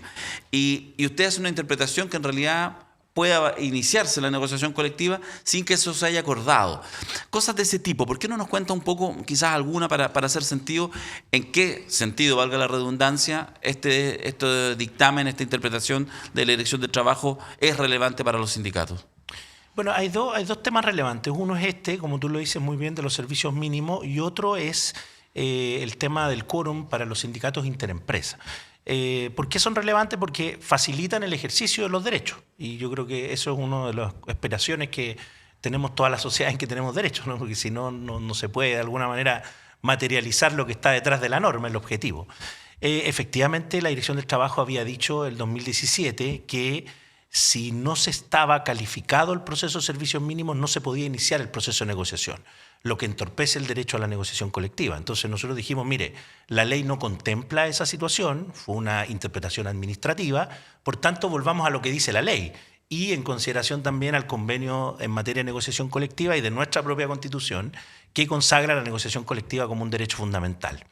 ¿Quiere decir esto entonces que iniciado un proceso de negociación colectiva y eventualmente iniciado una huelga, si hay un bien jurídico, como tú lo decías, que tiene que seguir de alguna manera siendo cautelado? Estoy pensando en la salud, ¿no? Una huelga en la salud, efectivamente hay ciertos pacientes que requieren la atención de servicios mínimos y los trabajadores que están en huelga tienen que proveerla, porque ahí también ahí está la vida de por medio, ¿no? No quiere decir eso porque lo que en definitiva se recarga, o más que recargarse, es que el órgano administrativo, que somos nosotros, llegue a tiempo, porque muchas veces tampoco estaba llegando a tiempo en materia de calificación. Entonces eso yo creo que está resuelto, se termina con una discriminación bien odiosa. Y en materia de sindicato interempresa, que también es interesante, de alguna manera establecemos que también se puede negociar con el quórum promocional de 8 trabajadores cuando no hay otro sindicato. Estas cuestiones son bien técnicas, a veces hay que estar metido en el mundo sindical para entenderla. Pero lo hacemos en el marco de la promoción de la negociación colectiva. Yo les quiero decir un dato. En los países desarrollados, generalmente de cada 10 trabajadores, 8 trabajadores pueden acceder a la negociación colectiva, porque tienen negociación colectiva marco, por sector, y por tanto sus condiciones laborales son más que lo que dice la ley, o más de lo que dice su contrato individual. En Chile no llegamos a 2. No llegamos a 2 trabajadores de cada 10. Entonces, esta norma promocional también nosotros la aplicamos a la negociación colectiva. ¿Vamos a superar esta estadística? Seguramente no, porque tiene que ver con nuestro modelo de relaciones laborales, que se arrastra de un tiempo determinado en nuestro país. Ustedes me imagino conocerán el libro La Revolución Laboral en Chile de José Piñera, digamos, ahí está clarito cuál es el plan laboral. Sigue en algunos casos muy vivo, ¿no? Sobre todo en el tema de la negociación colectiva a nivel de empresa. En otros se ha cambiado. La reforma laboral de la presidenta Bachelet hizo algunos cambios, pero todavía hay ciertas cosas que están ahí muy presentes. Una cortita antes de darle el paso a Ale. Uno podría decir que la ADT es pro trabajador, trabajadora. Lo estoy pensando un poco en la crítica, quizás del empresariado que dice, yo quiero que ustedes, digamos, medien. Y de repente los veo en esta gestión como muy pro sindicato, muy pro trabajador, trabajadora. Mira, yo siempre lo he dicho en general en las conversaciones con nuestros funcionarios, con los empresarios también. Yo tengo buena relación en general con el mundo empresarial. Hemos tratado de invitarles a varios procesos. En el caso de las 40 horas, de la ley Carín, que hay un gran desafío ahí también desde el punto de vista de cómo las empresas se hacen cargo de estos temas. Pero lo cierto es que la Dirección del Trabajo le toca interpretar, aplicar y cautelar el cumplimiento de un derecho, que es el derecho del trabajo. Y el derecho del trabajo, hace 100 años, tiene ciertos principios. Y esos principios son los que son, digamos. Principio pro trabajador, pro libertad sindical, primacía de la realidad, protección de la parte más débil de la relación laboral, y eso no ha cambiado, ¿no? Las sociedades todavía no han generado un cambio en el derecho al trabajo, entendiendo que el trabajo es una cuestión central en las sociedades y que tiene que ser objeto de protección, porque cuando la calidad del trabajo es mejor, la calidad de la sociedad es mejor. Entonces, yo no sé si la Dirección del Trabajo es pro trabajador, es pro sindical o es pro sindicato, etc. Lo que sé es que nosotros nos insertamos en el marco de una normativa que tiene ciertos principios que tenemos que cuidar y tenemos que proteger y tenemos que impulsar. Entonces ese ha sido un poquito el desafío. En mi caso, claro, hay un cierto prejuicio porque además yo trabajé muchos años, ¿verdad?, con la Central Unitaria de Trabajadores y Trabajadoras, con los sindicatos. Tengo un perfil más bien vinculado al mundo de los trabajadores, pero no quiere decir eso que en otra época, con otros directores o directoras, los principios no hayan sido los mismos, ¿no? Y por tanto uno hubiese esperado que la Dirección del Trabajo se comporte más o menos en la misma dirección. Ese es un poquito el marco en el que se da siempre la discusión de cuánto más o menos pro trabajador es esta institución. Me voy a mandar un Paulsen porque tengo que hacer una introducción para hacer mi pregunta. En mis tiempos, cuando yo empecé a reportear, había una sección en todos los medios de comunicación, de izquierda a derecha de todos, que se llama laboral. Habían periodistas económicos, de economía, y había periodistas laborales.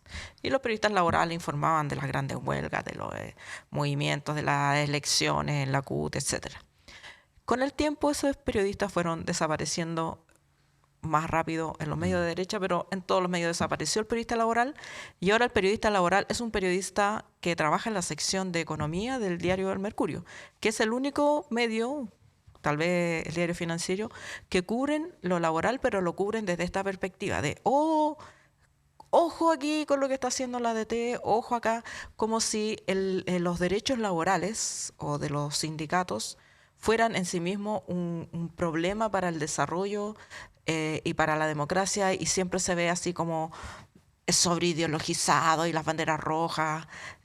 Con esa perspectiva se mira los derechos laborales, no como avances democráticos y como avances de las sociedades, tal como tú mencionas, en otras sociedades igual de capitalistas que esta. Las negociaciones sindicales por rama, interempresas, son el pan de cada día. Es lo que permite a los trabajadores y trabajadoras mejorar sus ingresos y sus condiciones de vida.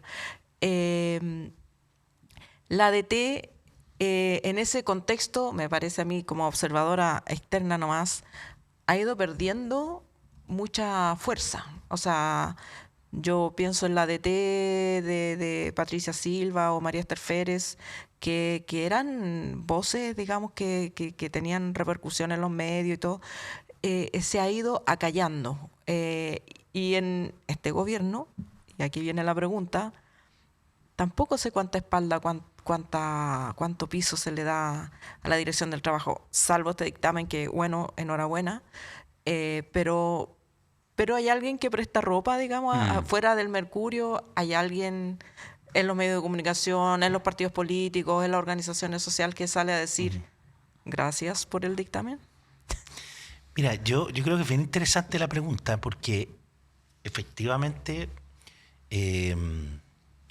yo creo que los temas laborales propiamente tales, vinculados a los sindicatos, a los derechos individuales, a cómo el trabajo de calidad, por decirlo de alguna manera, impacta en el desarrollo, han perdido tribuna, han perdido como que el centro de las discusiones políticas y públicas no está puesto en el trabajo, por decirlo de alguna manera. Y eso viene pasando hace harto tiempo. Y efectivamente mi impresión es que ello va de la mano de un proceso profundo de transformación de las relaciones laborales, en donde efectivamente la irrupción de la tecnología, ¿verdad? Los fenómenos como la deslocalización, el subcontrato, la externalización, la debilitación de los actores sindicales, etcétera, ha venido un poco también a jugar a favor de esa bajada en la agenda pública de los temas. Claro, si uno compara la presencia que tenía la Dirección de Trabajo en la época de María Esther Férez, ¿verdad? Que además fue 10 años directora del trabajo. Saludos para allá, donde quiera ir. Sí, gran amiga, además, bueno, mi mentora, fue mi profesora, trabajamos con ella mucho tiempo en la Central, cuando ella se va de la Dirección del Trabajo, acuérdense ustedes que se va a la Universidad Central, ahí a la Facultad de Economía y Negocios, porque además decía ella que el problema del trabajo era económico, no era jurídico. Entonces, sí, por eso optó por irse a la Facultad de Economía.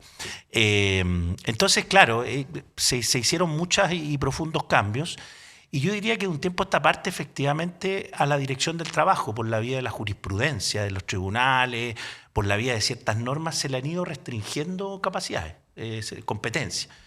Hay mucho también de judicializar lo que hace la Dirección del Trabajo, de cuestionarlo en tribunales. Recuerden ustedes cuando Patricia Silva ordenó, ¿verdad?, internalizar a los subcontratos. Yo creo que ese fue el gran golpe, porque hay que recordar que fue el Banco del Estado y Codelco los que echaron por tierra la ley de subcontratación en los tribunales. Uno hubiera esperado que fuera la Confederación de la Producción y Comercio, no, fue el Estado, las empresas del Estado. Entonces, efectivamente, ha habido un proceso de bastante intención, más bien, de poner a la Dirección del Trabajo en un rol más bien de mediador, ¿verdad? De abordar desde la mediación el conflicto social, qué significa el trabajo, etc.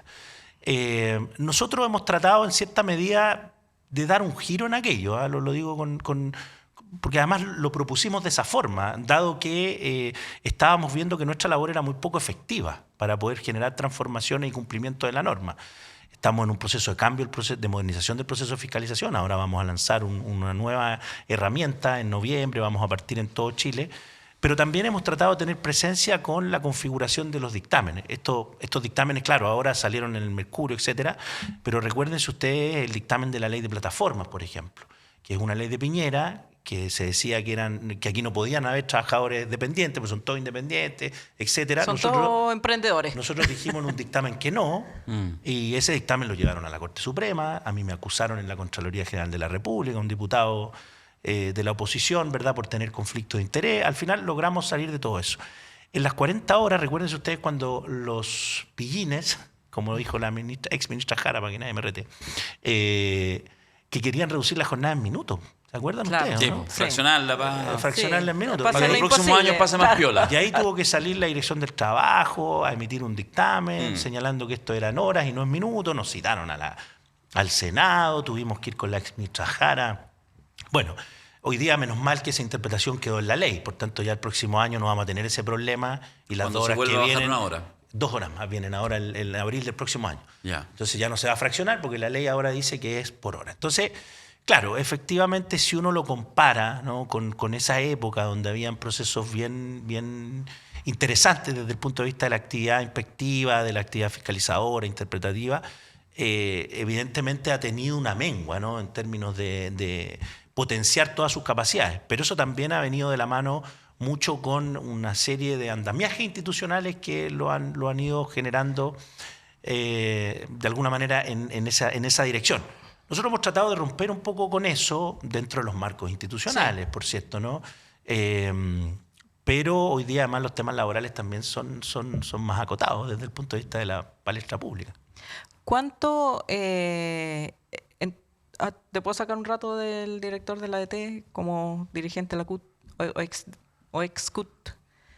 ¿Cuánto ha influido la falta de presencia del tema? Porque está presente, uno lo ve.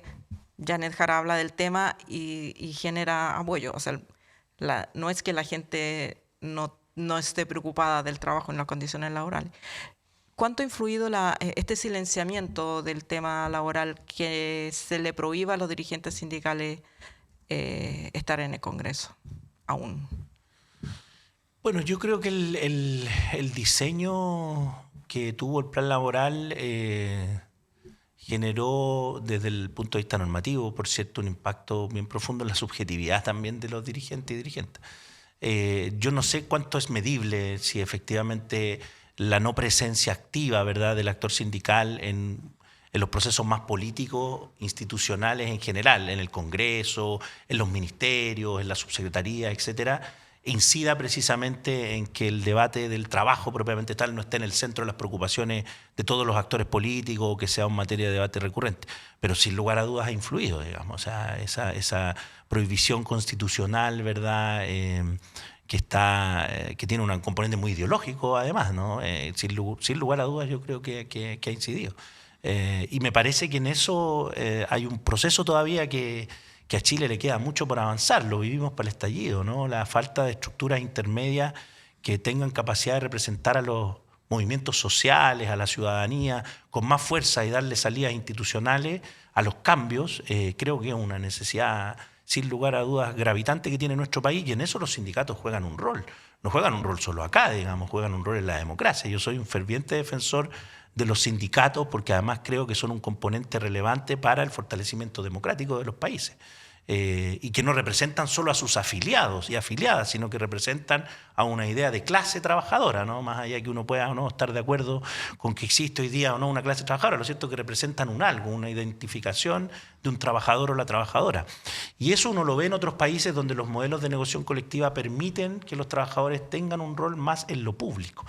El caso de España es paradigmático a propósito de las soluciones para la pandemia, donde se construyeron con los actores sociales, con las grandes centrales sindicales, etcétera.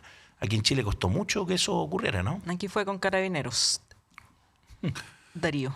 Sí, solo para ir cerrando, es que escucho la reflexión que vaya entregando Pablo, porque claro, porque hay es natural de alguna manera, un permanente tira y afloja. Por ejemplo, mira, ha sido muy reciente, en los últimos días, a propósito de parte, digamos, de actores políticos de derecha, etcétera, algunos de los candidatos presidenciales, no me acuerdo cuál de los tres de la derecha, pero señalaban respecto al aumento, que efectivamente hubo un aumento en el desempleo de mujeres, ¿ya?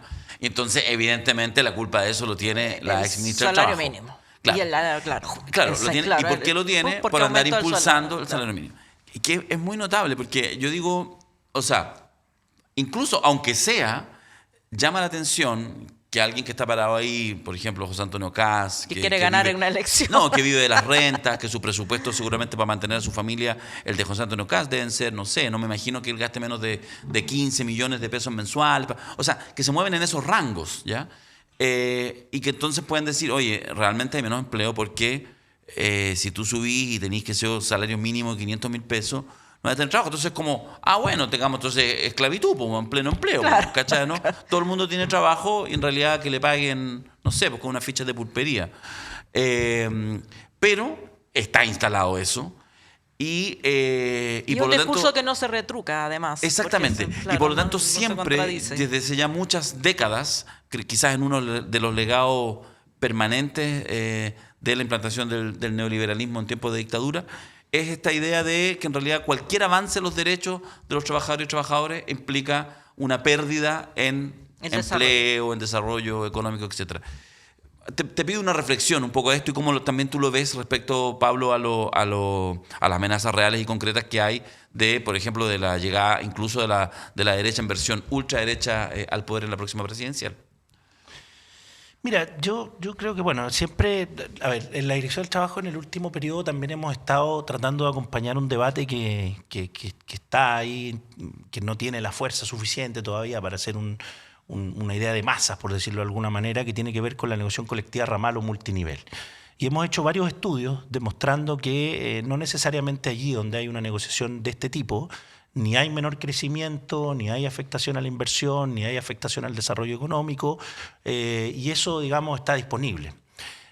Yo me quedaría con una reflexión que hizo el director general de la OIT ahora en la última conferencia, que se llama Crecimientos, Empleo y Derechos, y que de alguna manera pone en el centro esta triada que se ha ido, él dice, bueno, de alguna manera descomponiendo, porque si bien las sociedades crecen más, ha habido crecimiento en las últimas décadas, no necesariamente aquello ha redundado ni en más empleo, ni en más empleo de calidad, y tampoco en que se aseguren efectivamente de mejor forma los derechos.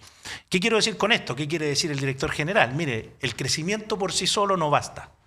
Y por tanto ese mantra que muchas veces se defiende, crecimiento, Cuando crecimiento, crezcamos, les va a chorrear, claro. Exactamente. Sí, no, ¿no? Yo clásico, creo que efectivamente eso no es así. Está comprobado ya en las décadas en que vivimos de este desarrollo de este sistema económico que eso no es así.